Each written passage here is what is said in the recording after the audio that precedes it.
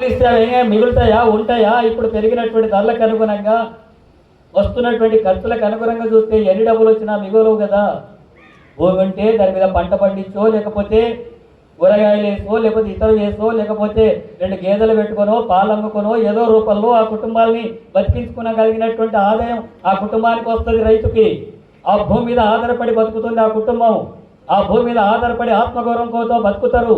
ఆ భూమి మీద ఆధారపడి అవసరమైతే అప్పు తెచ్చుకుంటాడు.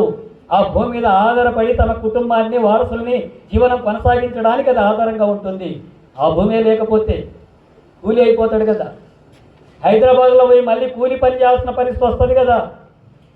లేదా ఇక్కడనే ఆధునికమైనటువంటి సిటీ అయితే అందులో పోయి మనం అంతా కూడా సెక్యూరిటీ గార్డులుగా ఇప్పుడు ఉండేటటువంటి రైతులే, ఈ భూములు ఇచ్చినటువంటి రైతులే అక్కడ సెక్యూరిటీ గార్డులుగా, అటెండర్లుగా, స్వీపర్లుగా వాళ్ళ కింద పనిచేసేటటువంటి వాళ్ళుగా మారిపోతారు రైతులంతా కూడా.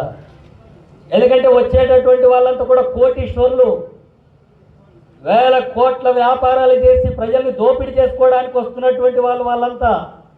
నగరం పెరుగుతుంది బాగానే, పెద్ద పెద్ద బంగ్లాలు వస్తాయి. ఇప్పుడు అంటున్నాడు కదా రేవంత్ రెడ్డి, పెద్ద రోడ్డు కూడా వస్తుందని చెప్పి, మెట్రో లైన్ కూడా వస్తుందని చెప్పి అంటున్నాడు.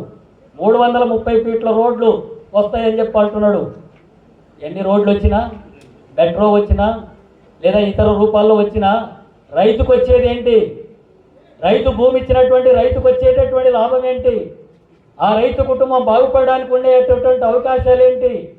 ఆ భూములంతా కూడా తీసుకున్నటువంటి పెట్టుబడిదారులంతా కూడా బాగుపడతారు, ధనికులు బాగుపడతారు. వాళ్ళకి అద్భుతమైనటువంటి ఇక్కడ నగరం వస్తుంది, మంచి పార్కులు వస్తాయి, మంచి యూనివర్సిటీ వస్తుంది, అద్భుతమైనటువంటి బంగ్లాలు వస్తాయి, రోడ్లు వస్తాయి. కానీ మనం మాత్రం రోడ్లు ఊడ్చేటటువంటి వాళ్ళగా మారిపోతాం కదా. ఆ అన్యాయం జరగబోతుంది, అలాంటి మోసం జరగబోతుంది. ఇటువంటి వాటికి వ్యతిరేకంగానే ఈ అభివృద్ధి పేరుతో రైతులంతా కూడా అన్యాయం చేయడమా అభివృద్ధి అంటే? అభివృద్ధి అంటే ఏంటి? అన్ని రంగాల్లో అందరికీ అభివృద్ధి జరగాలి కదా. అందుకే రైతులు పెద్ద ఎత్తున ఢిల్లీలో పోరాటం చేశారు కదా. బీజేపీ ప్రభుత్వం నల్ల చట్టాలు తీసుకొచ్చి ఈ భూములంతా కూడా కార్పొరేట్ సంస్థలకంతా కూడా అప్పగించి ఈ రైతులంతా కూడా భూముల్ని 5 ఎకరాలు 10 ఎకరాలు ఉండేటటువంటి వాళ్ళు సాగు చేసుకునేటటువంటి అవకాశం లేకుండా కార్పొరేట్ సంస్థలకు, పెట్టుబడిదారులకు వాళ్ళకంతా కూడా భూములు ఇస్తే ఒక్కొక్కడు 1,00,000 ఎకరాలు సాగు చేస్తాడు, 50,000 ఎకరాలు సాగు చేస్తాడు, యంత్రాలతో సాగు చేస్తాడు, హెలికాప్టర్తో విత్తనాలు వేస్తాడు, వచ్చిన పంటను విదేశాల్లో పోయి అమ్ముకుంటాడు. ఈ 5 ఎకరాల రైతు, 10 ఎకరాల రైతు ఎట్లా ఓటి తట్టుకుంటాడు వాళ్ళతోన? అలాంటి చట్టాలకు వ్యతిరేకంగానే రైతులు అక్కడ పెద్ద ఎత్తున ఉద్యమం చేశారు. ఆ